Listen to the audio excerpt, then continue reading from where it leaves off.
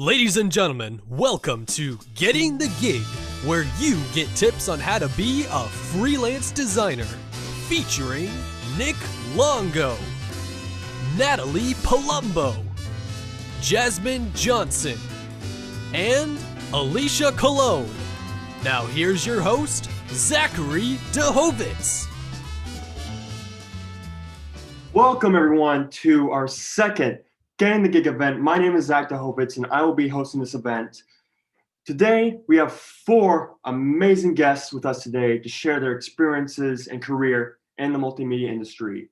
First, we have Nick Longo, founder and CEO of Longo Designs. Second, we have Jasmine Johnson, a self-taught freelance digital artist.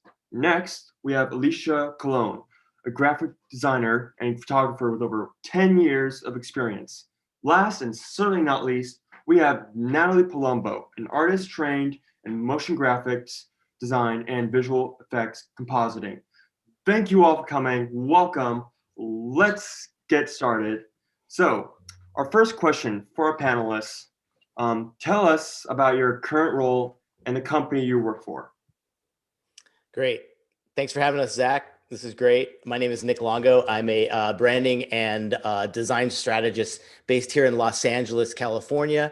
In addition to running my company, Longo Designs, it's basically branding. Everything from food, beverage, and restaurant have become our specialties over the last few years. I'm also a professor of design at California State University, Northridge, here in LA as well. Hey everyone, I'm Jasmine Johnson, and as Zach stated, I'm a digital artist. I work for myself. I have a secular employment, but I really enjoy the work that I do for myself as a freelance artist. It's a little bit of photo manipulation, some compositing. I throw some illustrations on top of there. And as of recently, I really started exploring with 3D modeling as well as art and VR.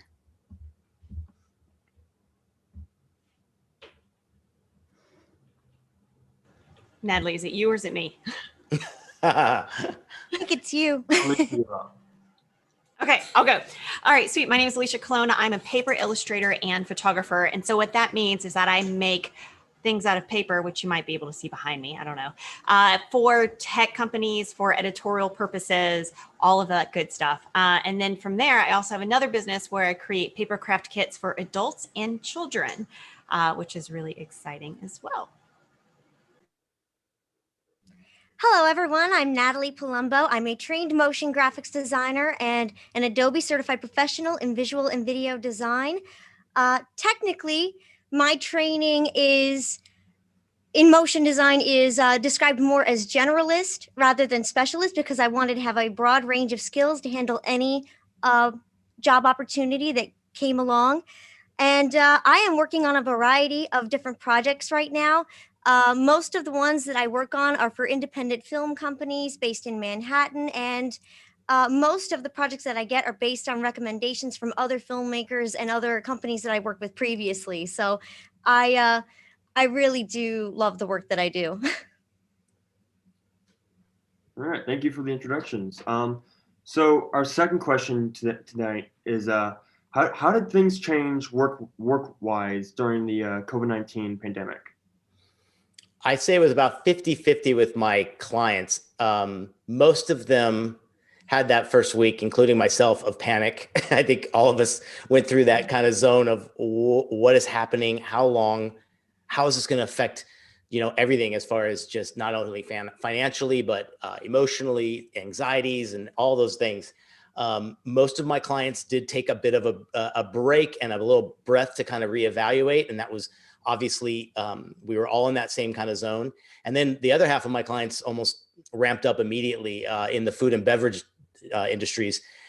They quickly realized that they can react to this in a way and help, which was great. And they were just on a kind of like that quick start kind of thing to get product development that had been in the kind of on the back burner up forward. So we really learned a lot of how to pivot and change and make things so quickly and go quick.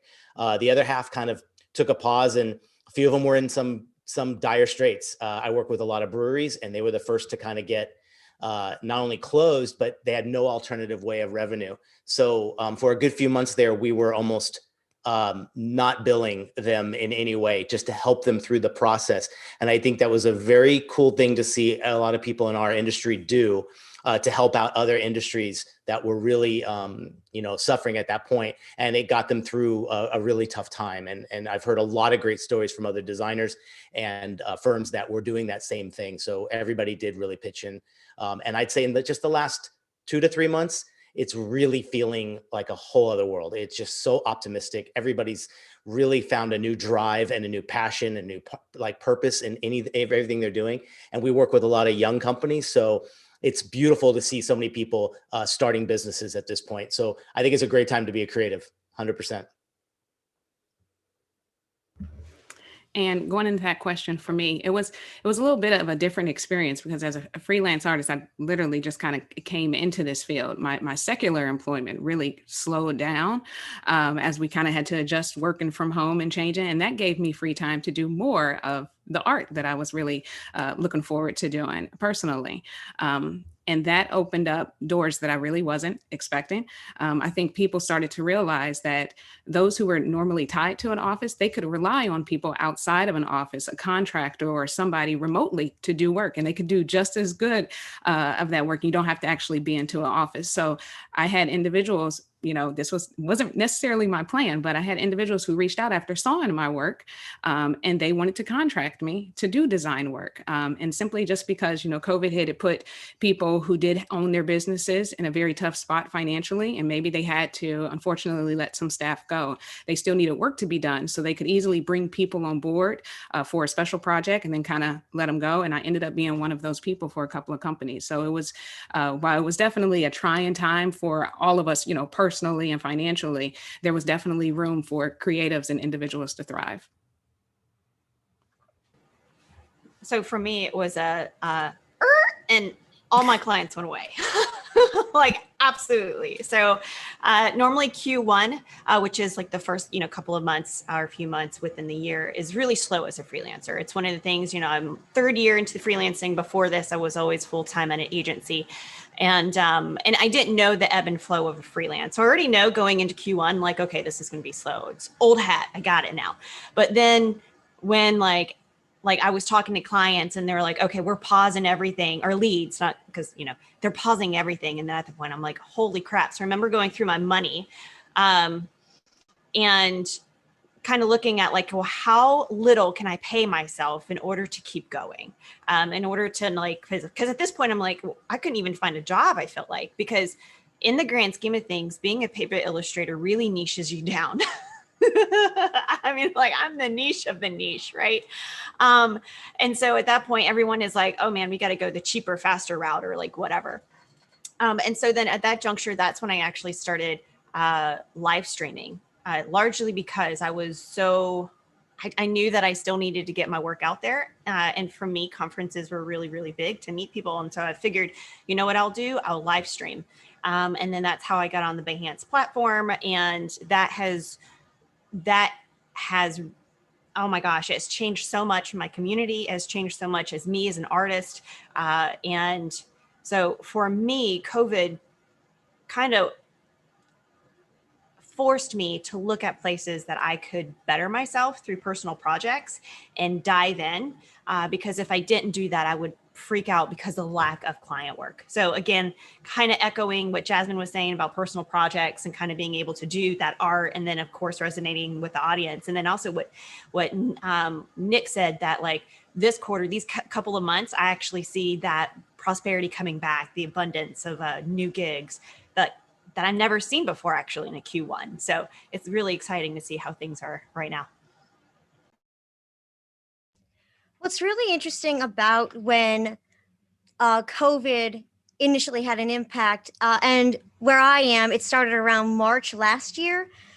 What's interesting is I have a full workstation at my disposal for any given project.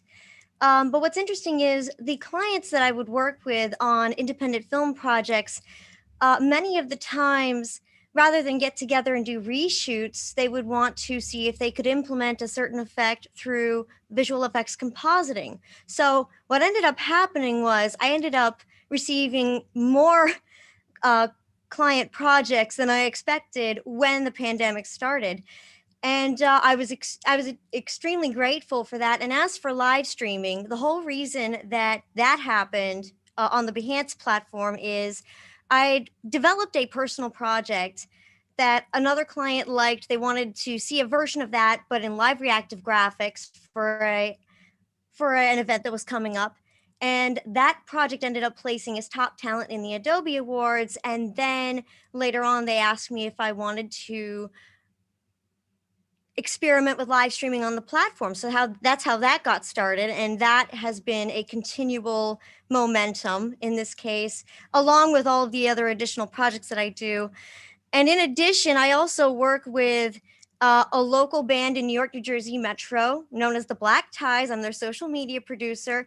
And right around the time when lockdown was initiated, we had to resort to live streaming for them to perform for an audience because it was the safest method for the people that were tuning in. So it did change the overall approach. The result ends up being the same regardless because they end up performing for the audience gets to see them, but everybody maintains their safety. And it also allowed them another route to continue to continue their momentum forward. And I also got to experiment and learn new technology along the way, and that ended up being extremely helpful later on. And it's just been I've been on a constant momentum ever since then. Those are some great answers, you guys. Very inspiring. So our next question is, how did you find your first job after graduating? We could do a whole series on this one because I think we probably all have about the same background story and that kind of stuff. I really just hit the path running. I remember just looking in every possible resource out there. Luckily, I found my job like 2 months before graduating, and it was at a small local graphic design place where I was the only employee, and it was run by 4 partners, and it was a dream job. It was like, I thought, looking back, I'm sure that portfolio, I'd laugh so hard right now if I looked at it because it was just a joke. It was like, I wasn't the best student, and here I am now teaching students. So things get better over the years. But I gave it my all. I remember, I think I had one teacher that told me, look, you're supposed to have the good book. You're supposed to know all the programs. You're supposed to be a designer and a creative. But the one thing that is up to you is the lasting impression you will make with an interview, and the what you're going to leave behind that they will remember you of. And then later in years, knowing when you start hiring people, you realize you want them to get in the door. You have to have the great book. But what's going to make me go, is this person going to meld really well with my team and the group and the organization? Are they collaborative? Do they speak their mind? Can they communicate a design and a strategy well? So it's all those other things now that we call them soft skills, but my gosh, they are the number one thing that will get you in. I think just think of your work as the given, and anything above that is 100% up to you.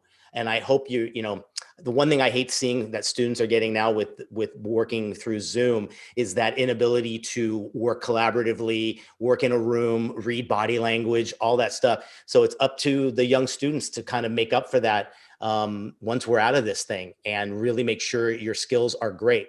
Learn how to do this, learn how to talk on Zoom, because that's probably how you're going to find your job.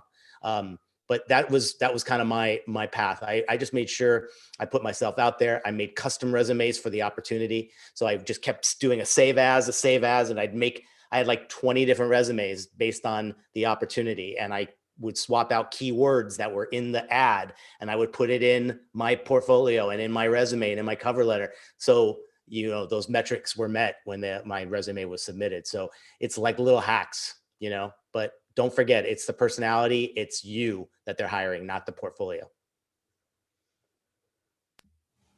And I would say for me, so I didn't graduate with any type of design degree. So the job that I first got as a freelance digital artist had nothing to do with that. I came out of college with an associate's degree in medical billing and coding, so has nothing to do with what I'm doing now. But the first job that I landed as a digital artist, it was simply because I had finally figured out what type of art I wanted to make. Very early on, I was creating what I felt people wanted to see. I saw a lot of people talking about doing personal projects, and it was very hard for me to wrap my head around why somebody would commit to doing something personal. They weren't going to get paid for it. It was literally just something they wanted to do. And then I realized once I started actually creating the type of art and designs that I wanted, that's when that passion was there. It didn't really feel like a commitment. I was just doing really what I loved. And Nick made a good point. He put himself out there. I started putting that work out there, which was kind of scary at first, but it was fulfilling. And that's when the opportunity hit. I was literally just making the type of art, making the type of designs that I wanted. I was putting them out there on that platform, Behance, which I feel is 100%. All credit goes to Behance for the success that I'm starting to have. And it was doing that. And that's where individuals started hitting me in the DMs on Instagram and sending me message on Behance. So it was finding something that I had a passion about and being committed to it and having the boldness to share it with other individuals. So I definitely went more the traditional route. Oh, I got a BFA in graphic design in Atlanta at Georgia State, which is really close to Jasmine. Did an internship, had the one place. I only applied to one place because that's the one place that I wanted to work, and I tailored everything to them, and ended up getting the job a couple of months before I graduated, very much like Nick, which made senior exit reviews absolutely horrible for me because I was so lazy. So guys, don't do that at all whatsoever. But again, it was one of those two where I had a relationship with those people. It was a nonprofit organization. It was in my hometown. I just made sure that they knew my name. If they had an event, I was there, because I think one of the things it's very much like what Nick said about the soft skills. It's like, we really also, one of the things is that we want to make sure that whoever we hire from an employer standpoint is really interested and passionate in what we're doing. Right. And so if we can see that kindred spirit of like, oh man, this is a really important job or purpose or whatever for this individual, and we connect on that level, and you're a designer, that's amazing. So then at that point, I was just kind of a shoo-in because of all of those things. I spent time invested in getting to know them. I went to their events. We spoke the same language. And then, oh, by the way, I'm also a designer. So that's how I did it. So my very first job opportunity upon graduating, I studied motion design at Ringling College of Art and Design. And when I was a senior, I received an email opportunity about interviewing for an internship with Marvel Entertainment. And right after graduation, I got a phone call and they asked me if I would accept and if I would take part in the internship. And that meant I would have to go to the Manhattan area, which was a very big opportunity. And of course, I was going to go and embrace it. And beyond that, I ended up meeting people in the area based on networking events, being a member of professional groups for filmmaking and animation, and then connecting with them based on the kind of projects they were working on. And it started sort of a chain reaction with the kind of work that I would do, because I would work with one filmmaker and then later on they would recommend me for another project that was coming up. And it's just been continual since then. But the very first opportunity that I had was with Marvel Entertainment in New York City in the digital comics department, right after graduation from Ringling. And it was just... what was interesting about that is I had applied to several opportunities, but I did hear back about that one. So sometimes it's a matter of applying to as many opportunities as you can, given your skill set. I always tried to match the experience and skill set that I have at my disposal. But sometimes it's a matter of what opportunity presents itself in this case. But that was the very first opportunity. That's how I ended up in the New York area. Again, great answers. You said Natalie, you said RISD, right? Rhode Island School of Design. Ringling College of Art and Design. Oh, my mistake. Sorry. No, it's okay.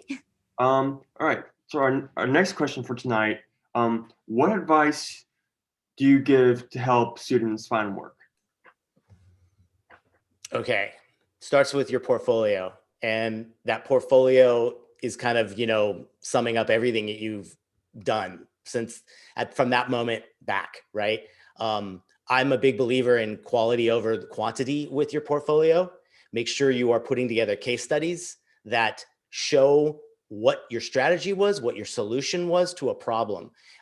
They are hiring you to solve problems. They are hiring you to make their life easier. So you want to make sure those, even if it's 3, just make them 7 to 8, 9 pages of just beautiful assets, show your process, show your problem and your objective. So portfolio, number 1, make that like you got to stand behind it. Second, know how to present it. So work with your family, work with friends, work with anybody, other designers that you go to school with, and do mock interviews, do mock presentations, present your work, be crystal clear, but be authentic, be natural, be yourself, And the third thing I would say is you just got to start the network. You got to start putting together a reputation. And LinkedIn is by far like one of the best things to be doing. Seeing the magic between my students and other designers and how they make a connection a year prior to graduating. And then next thing you know, they're graduating and they put it out there in the world. I'm ready. I have a book. I need a job. I'm ready to go. And you would be amazed what someone that you met maybe 2 years ago at a portfolio review will do for you. They might go, I know something perfect in your area, or I'll recommend you because we've met and I've seen your drive and I've seen your enthusiasm. So to me, it's kind of a combination of all those things. And again, with our lockdowns and COVID and being impossible to really kind of network and do those great things, do it now on LinkedIn, do it now through these kind of events. But when we're back, knock on every door, go to conferences, local things in the town.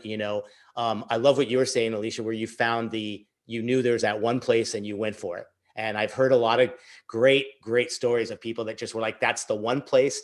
And they gave it their all, so like find that dream company. I still think you could be picky as a young designer. Don't think jobs are very hard to find and everything, and you're just going to take what you get. Still be picky, interview them.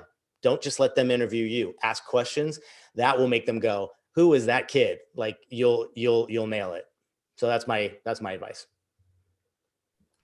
And I think I have to echo a little bit of what Nick just said, as far as the portfolio, having that body of work, whether it's on, a website, Squarespace, Adobe Portfolio, or even you're just, using your Instagram, have some work that you can show individuals. That was true in my case.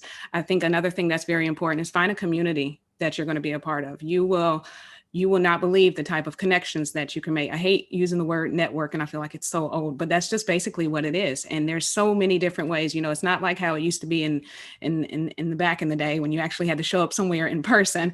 I just got off of a Clubhouse where we were talking about NFTs and digital artwork, and the amount of knowledge that was dropped in that little room and the connections that I made was valuable, more valuable than the hours of YouTube videos I've been watching for the last week on that.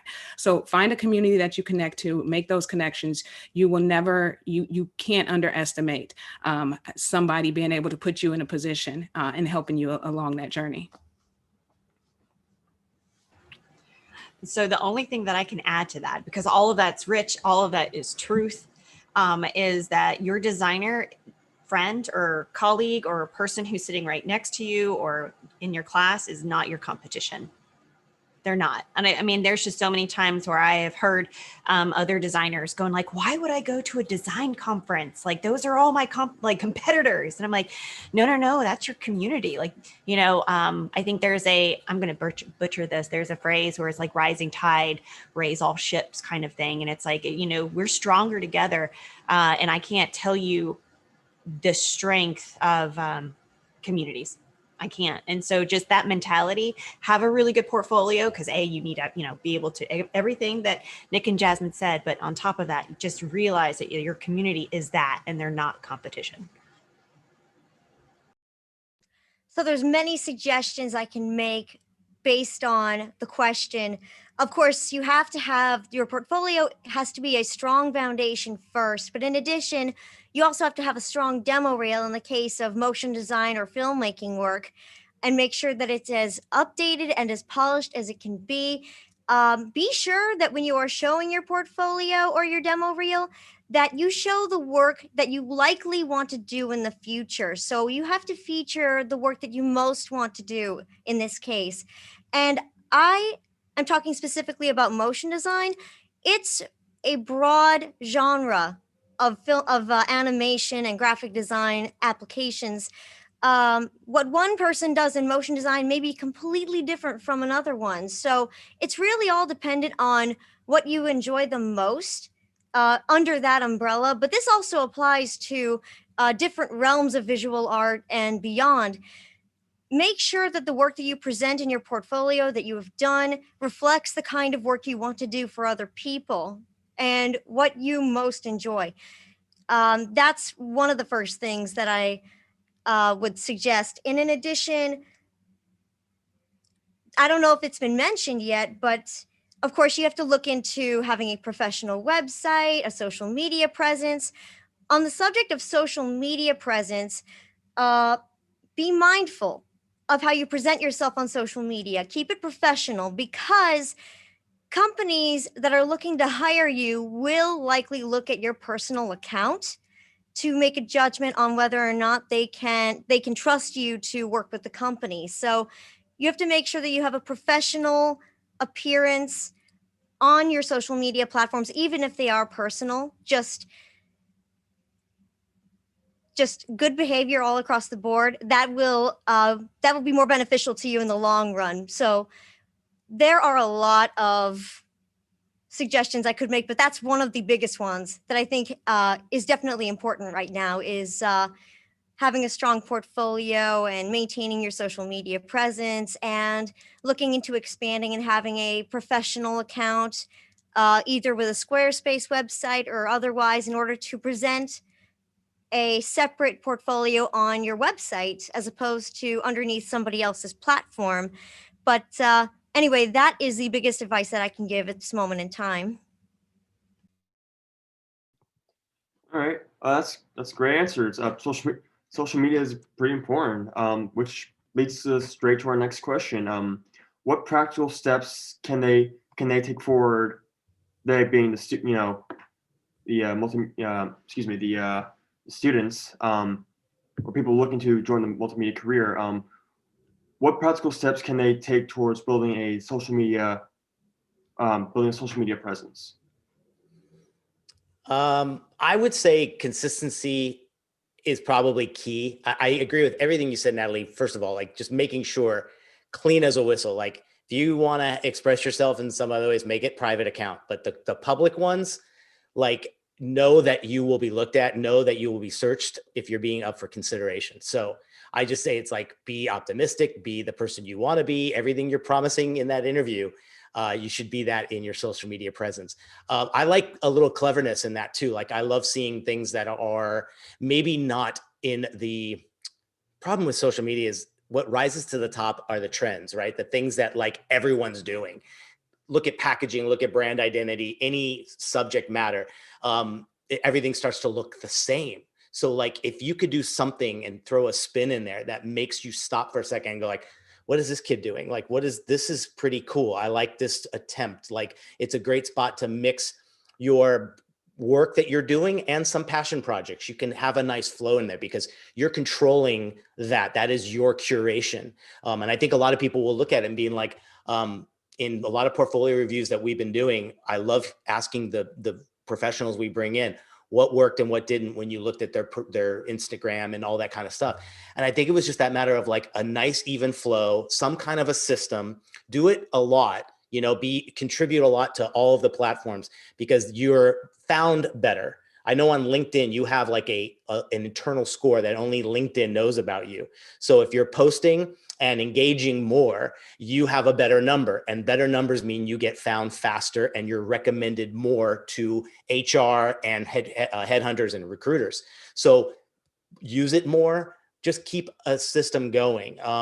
it's so funny that we have to tell young kids to be more active in social media. They're already there and doing it like crazy. Just have a little bit of a purpose and a strategy behind it, and make sure avatars, name, all those things don't go. I don't recommend going under like some weird studio name. You're not a freelancer yet. It's your name, it's your reputation, it's you that you're selling. So make it consistent. If you have a great little logo or something great for your brand, keep it consistent in all the avatars. So that's what I would say. Just make sure you're a little more curated on there and not being so random. Yep. And I would also say, mimicking what Nick said, consistency is definitely key. And if you can spread yourself off through, several different media platforms, at least maybe 3. And now they kind of make it a little bit easy. You post the one, it'll automatically post the other ones for you. The other thing that I would say with social media is in your presence, if there's a way, find a way to possibly teach people what you do. I think there's a good aspect to finding a person who not only does great design, but when you can teach another person, when you can serve another individual, you have so much more value. Before if I had 2 designers that could both design on the same level, but one had the ability to break down his process and actually teach another individual, he would be more valuable to me. And there's a lot of ways that you can do that now on the social media platforms. You think with Instagram, people have very geniusly used the carousels in order to give really many quick tutorials, and you can still keep your feed nice and professional. You can use IGTV if you have the ability to, throw a 5-10 minute tutorial. And that looks really good to potential employers to know that they're hiring somebody who not only has a great skill, but that can also empower the other staff on the team and teach them skills. So figure out a way that you possibly can leverage that social media in order to serve the community that you're a part of, to share what you know. Those are some really, really great tips. And I love the conversation and like back and forth with the social media audience that Jasmine is talking about, like, sharing and engaging. I think I'm going to kind of go off the cuff in that I don't necessarily think that we have to have something on every single social platform. Now, this is the person who has a YouTube channel, Instagram, Facebook, Twitter, TikTok, Behance. Like I have all of them, and but it is it's absolutely overwhelming. And what I've realized is that there's just some that I'm better at or more intuitive. And so therefore, or I also get more response and engagement out of. So it's kind of, I think it's called like Occam razor. Like there's something that you do 20%, but it gives you 80% of the gains. And so for me, I get the majority of my leads through, and not even the majority of my leads, but the best leads, like really good ones through Twitter, not through anything else. And so for me, what I do, and this is just what I do, is that those case studies that Nick was talking about, I'll actually post little tiny case studies within a threaded comment in Twitter. I'll tweet that, and then it allows people to reshare it like crazy. And it's on a platform that people already are there. It's difficult, nay, impossible for an Instagram for people to do that. Facebook, definitely no one's thinking about sharing case studies unless you're a hardcore moto designer. Twitter, it just seems to be, it's the best place to put, for me, it has worked tremendously. I can't even tell you. But another thing that I would like to tell, or just kind of like mention, is that when you're creating social media content, think about how many different ways that you can use it. So for instance, my live streaming. So I live stream a couple of times a week. I take those videos, I give it to a video editor, they repair it into my YouTube content. Then I can also make that into a smaller like Instagram post if I wanted to. So here is something that I'm creating that I can actually use a couple of ways, right? And so it's kind of like the turkey that's left over at Thanksgiving, right? Like there's many different ways to use that. So definitely think about that. So pick the platform you really want to engage in, pick one or two, also figure out how different ways that you can engage or you can use the content that you have. So the one thing I would suggest in terms of social media presence, I have to say I do agree with Nick on the concept of using your name rather than going under a a studio name. I think that it's more straightforward that way. That's how I started, as Natalie A. Palumbo on Instagram as a social media channel, for example. I would suggest that to represent yourself, if you have a logo, you should look into having it possibly trademarked, for one, so it represents you on any given platform, for one. In addition, I would also look into having a professional quality photograph of yourself to represent you and the work that you do on your own page. That's an additional one. And in addition, regarding specifically Twitter, Instagram, possibly other platforms that allow for this, when you do post your work, and it can be anything, it could be photography, it could be animation, it could be maybe a short little GIF, make sure to add hashtags that are categorized properly based on the kind of work that it is, so that people are able to find you on that social media platform, and possibly so you can gain more momentum on the platform itself. I can tell you that having hashtagged my work based on the company that I worked for, the kind of work it is, it definitely allows an audience to come through and see what you can do and for you to build a presence. And in addition, I have in the past created little highlights based on the live streams that I do in order to promote it, possibly maybe the day after or 2 days after, and then having a link next to it to the full episode of that particular live stream in the series. So that's typically what I would do on the social media platforms, is promote the work that I'm currently doing, and anything that I just worked on that's maybe more in a long form video format that I can link back to in the description.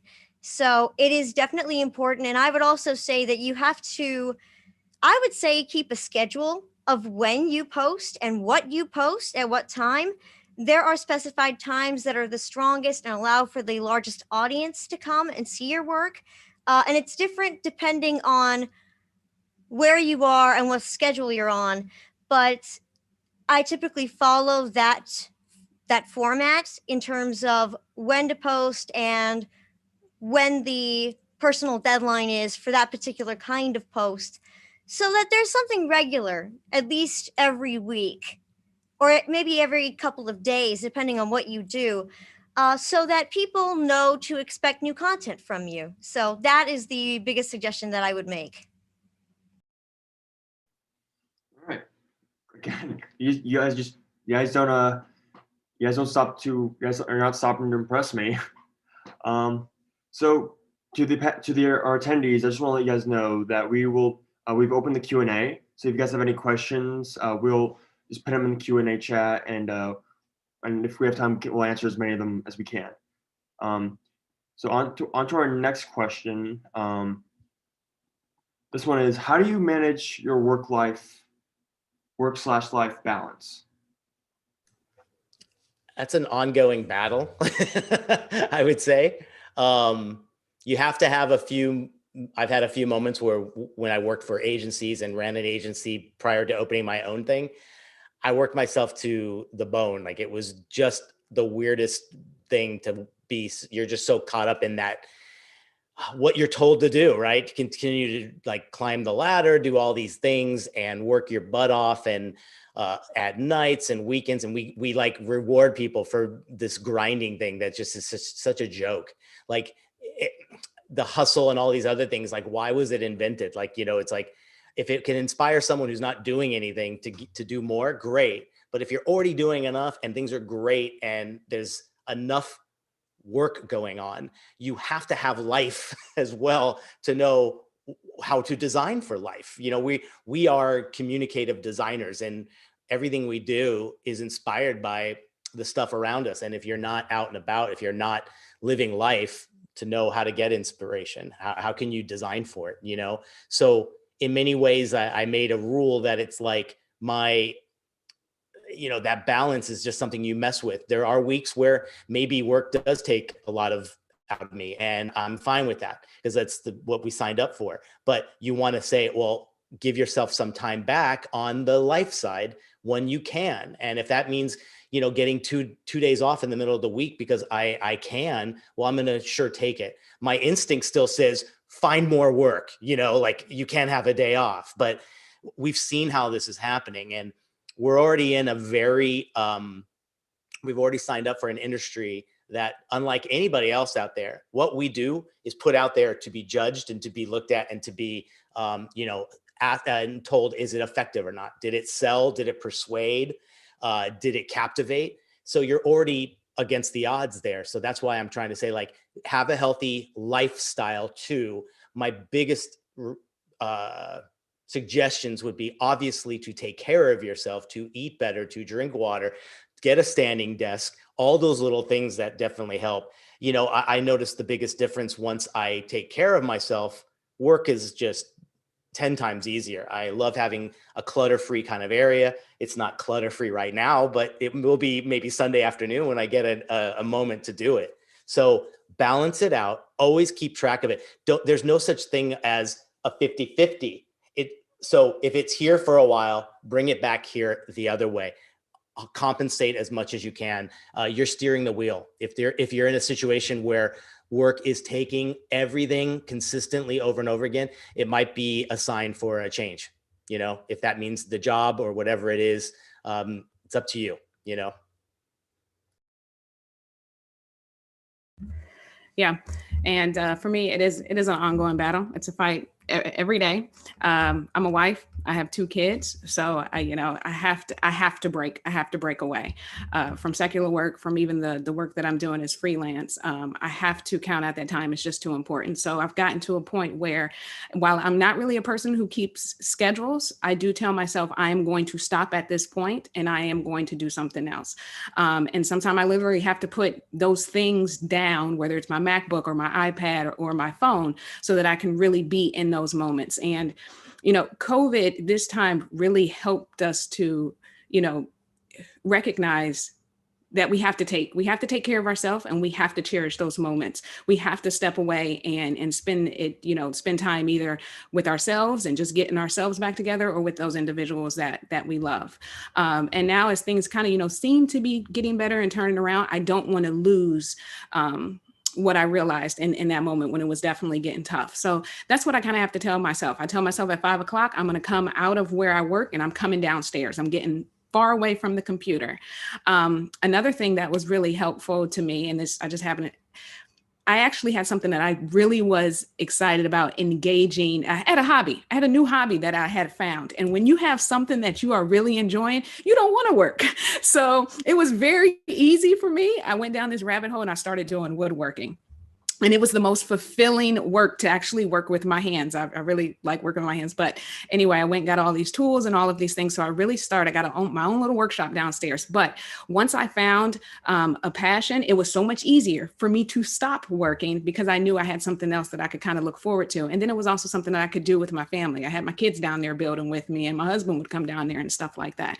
So, your work shouldn't be, it's a very integral part of our life. It's our bread and butter, but it's not the most important thing. Someone used to always tell me, we don't live to work, we work to live. So your job is really no good if you're not actually taking the time to actually, benefit from all of the work that you're doing. So, just set yourself a plan to say, hey, this is when I'm going to stop and break away, literally break away and walk away and enjoy some time with yourself or with those that you love.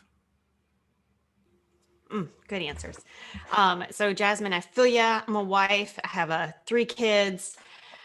It's hard, right? So, but for me, my days are hardwired because I literally take the kids to school and I also pick them up. So I only work during the hours that they are at school. So for me, it's normally about a 6-hour work day, and I'm running 2 businesses. So therefore it's like, I have to be nose to the grindstone and like super, super, super focused.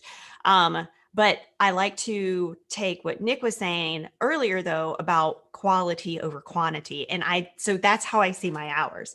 And so that also means, in order for those to be the best hours of work, I have to take care of myself, just period. I make sure that I work out in the morning. I make sure that I sleep really well. And something that really impacted me, and I can't remember what book I read it from. I think it was Dr. Carol Dweck's, because I absolutely love her work, but she was, or whoever doctor I was reading, shared a statistic saying that if we work while like sleep deprived, it's almost as if we are working inebriated. Right. So it's like, if I am working so much where I'm like, proverbially working and burning the candle at both ends, and I'm trying to get something done at 1 a.m. in the morning, the decisions that I'm making would not probably be the same decisions if I were like completely sober and like slept well. So that gave me the aha, it's not worth staying up super late. It's not worth overextending myself, because my work quality goes down and I'm going to have to probably redo it. So then at that point, that really helped me to go like, nope, the 6 hours is gold. I have to protect it. And so therefore I need to put boundaries around it. So that's what helped for me. Springboarding off what Alicia said, I absolutely agree with everybody else that sleep, taking time for yourself, is important. I'm also going to qualify that life balance is definitely important, making sure you get the appropriate amount of sleep, as long as you are making the deadlines on time and then allowing yourself to rest before working on anything else additional. If you're working on several projects at once, as an example, the one with the tightest deadline needs to be addressed first. And then after that, pace with the other ones, as long as it's not so close to deadline. Because I'm going to agree with everybody else here that in order to have creative solutions, you need sleep. And there have been studies done of the brain in this case. So every time that I'm working on a project, I work until the point where I've problem solved and I reach a good stopping point. Or maybe in some cases, I finished the goal for that deadline. And then I just take a break, go have some lunch, or rest for a while, and then come back after charging back up. So you work for a little while, then you take a break to recharge, and then you come back. And I think that I'm going to agree with Alicia here that working with very little sleep, you may have more trouble problem solving as a result of that. And a lot of cases in my work, it's working on trial and error, maybe on a new process, and seeing if I can successfully bring it through. And my attitude has always been, I never want to say that I can't do something. So I tend to problem solve until the point where I actually have figured it out, which ends up being really successful in the long run, or I've finished on deadline, and then I allow myself to rest for a while and come back. But the work-life balance is really dependent on the obligations of the opportunity that you're working on and what exactly you're trying to do. And if it's more personal and there's not a set deadline, then you can allow yourself to rest and think about the overall outcome. But in some cases, if you have a tight deadline that's coming up and you have to think quickly, prioritize that, rest around that, make sure it's taken care of, and then handle everything else that comes along the way. At least that's the suggestion that I would make. Thank you. Those are great answers. So we're moving on to our Q&A section. One of the first questions we're going to have is, what's your advice for people who want to do streaming on Behance or post on YouTube? I say if it's something you want to do, grab it, do it. It's free, it's easy. The Behance platform has allowed that for anyone to do that. I think if anything, it's just good to practice. And I can only imagine someone who is doing it for a few months, their first interview or their next networking situation. Oh my God, they're going to be like a pro, because like they're getting to do this and feeling comfortable and putting themselves out there. I would say too, just have a purpose. I think I've seen people dabble in it and they drop it after a few weeks because they didn't have an overall idea or a purpose of what their their stream or what their intent was going to be. So, are you problem solving? Are you exploring? Are you are you showing tutorials of the most hidden things of an application? What is it? And that'll help you keep on the trajectory and do it for a long time. Because I'd love to see the statistics on how many people try it and then stop after 2 or 3 days. I know I did 2 things on. I do a weekly thing on Adobe, which is great and it's scheduled. But when I tried to do it on my own thing, I did like 2, and I was like, I'm done. You do have to have a schedule and a plan and some kind of idea of what you're trying to do. Yeah, I think that's very true. Having a plan, making sure that if you're streaming something, again, thinking about what is it that you're sharing. Are you teaching somebody, about the design process? Are you showing somebody how to use a tool or a piece of tech? Have that kind of clear in your mind. It doesn't have to be rehearsed or anything like that. So I don't want to scare you and make you think like you got to have a script or anything like that. But if you were to go on to Behance and you were just to go into some of the streams, you would see how personable the individuals are and how relaxed it is. And that's really, you kind of feel like you're in a community just with friends. And sometimes you'll jump into a stream and there's more talking going on between the chat and the person that's streaming than, the art and stuff that's going on. And it's truly just, a really good community. But there's definitely value in being able to be on that platform, being able to share your knowledge and answer questions. And so I would definitely recommend it for anybody who's even, thinking about it. Definitely dive into it. Again, like Nick said, it's free. If you want to post videos on, YouTube, think about, what it is that you want to teach an individual. And they don't have to be 60 minutes. I would hope that they're not 60-minute videos, 30 minutes, keep them short. That's what everybody likes now anyway. And you don't have to think that you have to be some type of guru or expert in the field. We're all continuing to learn. I think that was one thing I always felt like I don't know enough. And you'll be surprised. The little bit that you do know is the piece that somebody else was missing. And they're so happy that you shared that information. So definitely don't second guess the knowledge that you have. You'll continue to learn, but share what you do know. It is definitely enough. And people will find value in you sharing that. So definitely just do it. Mm-hmm. So I'm pretty much going to echo everything. The consistency is really key. I understand that it's definitely a long-term game. So I've been doing it for almost a year now. April will be a year, like of consistent, like live streaming, like every single week I'm on there. And, I consider it kind of like a show. So I'm like, okay, I'm going to do my show. And my show is very much like my process and the different explorations of the techniques that I use. So I'm paper. So it's like before I wasn't using Blender in order to create my models. Now I learned Blender through through live streaming.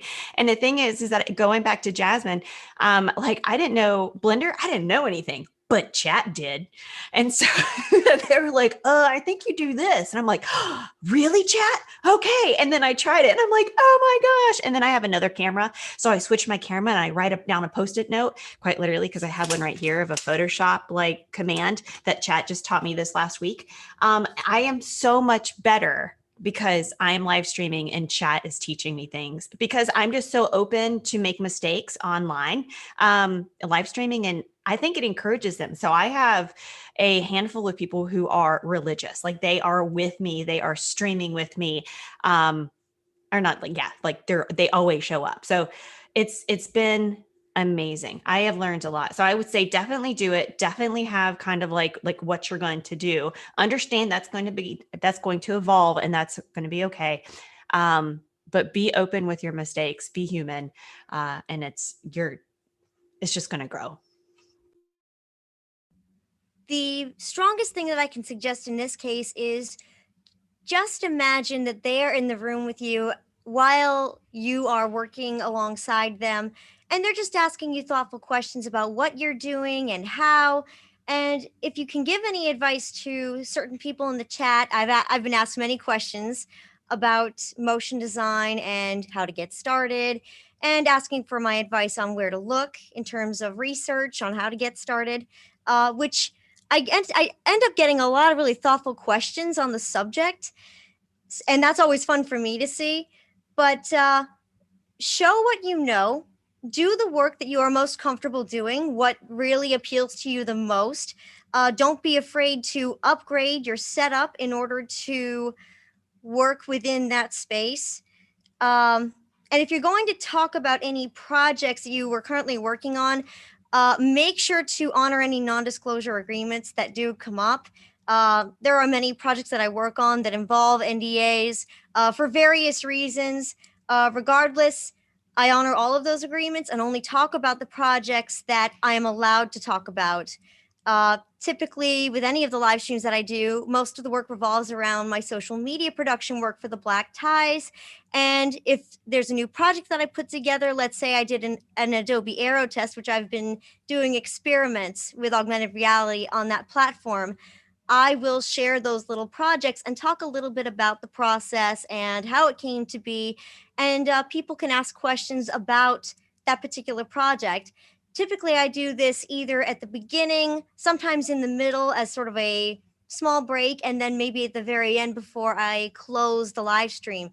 But I would suggest checking it out. Just relax, talk openly, and just address the audience and any of the questions that they may have. All right, those are awesome answers. Especially yours, Alicia, with the chat. That sounds really helpful. Just hopefully no one told you to Control Alt F4. So our next question, how do you organize your work? Oh, we already answered that question. What interests you the most about your job? Ooh. I'd say on the design front, the things I actually get to do for clients, I love bringing a brand to life for somebody that is willing to.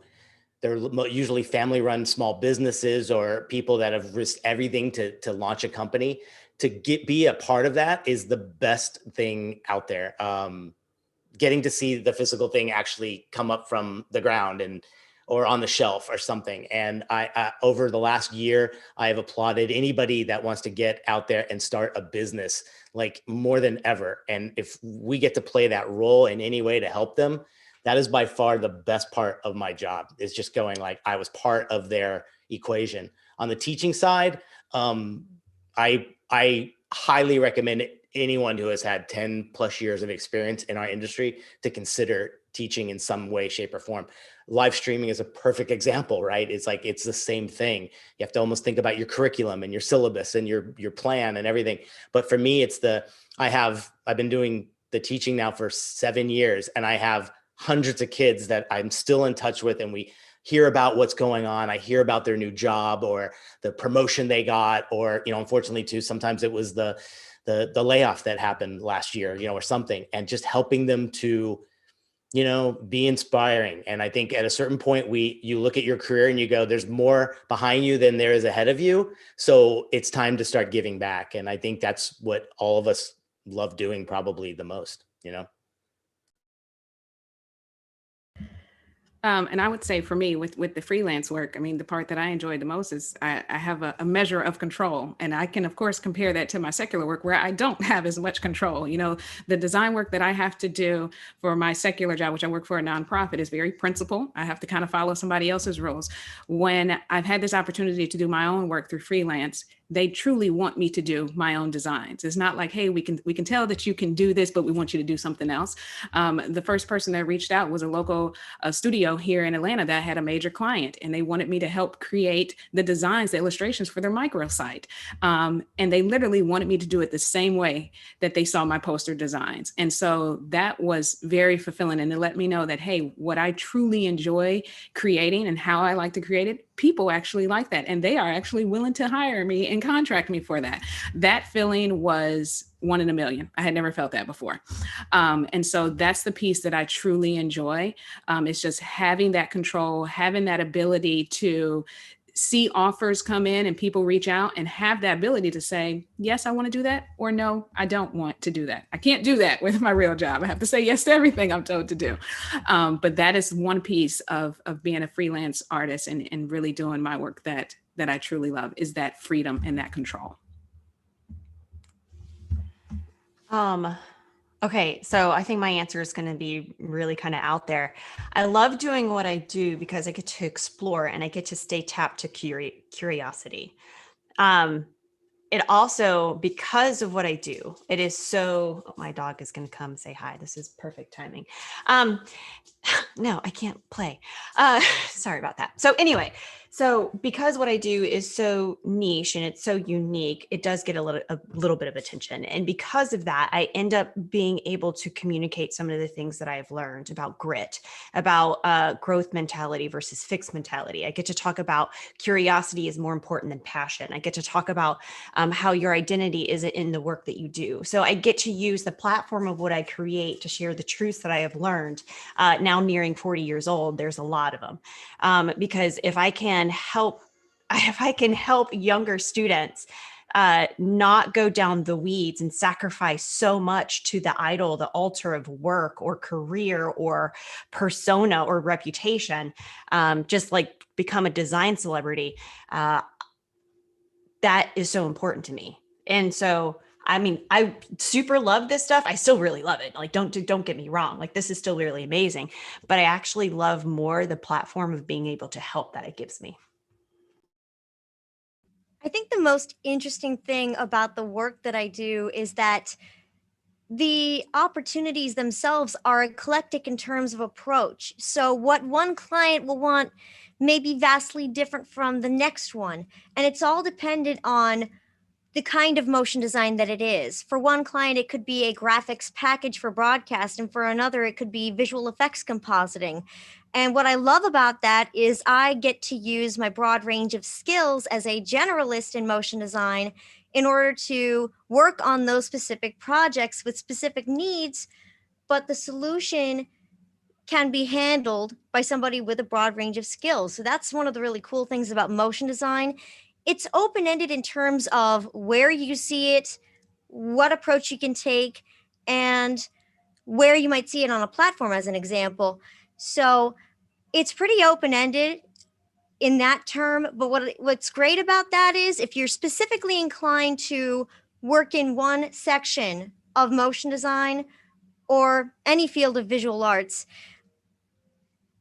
you can do that, but you can also be a generalist and handle many different kinds of opportunities that come along too. So there is visual variety with the kind of opportunities that I am given to work with clients. And I think that's the most exciting thing. And in addition, if I'm given the challenge to problem solve something, which I'm always going to follow through and find a solution no matter what, because that's my inclination. That's actually part of my training, is to know how to problem solve as a motion designer.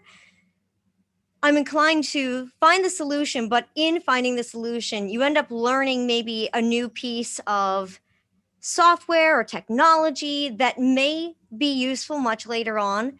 So I think that that is the most interesting thing about the work I do in motion design and visual effects. All right. Thank you, everyone. So unfortunately, that's all the time we have for tonight. I want to thank you guys for coming. Can we all just give a big round of applause to Nick Longo, Alicia Colon, Jasmine Johnson, and Natalie Palumbo. Thank you guys so much for coming. This has been awesome. And unfortunately, we didn't get a chance to answer every question, but however, we will be having we're having 2 more panels with in the near future, one in March, one in April. Again, thank you so much for this. This has turned out to be great. I'm Zachary DeHovitz. Again, thank you so much.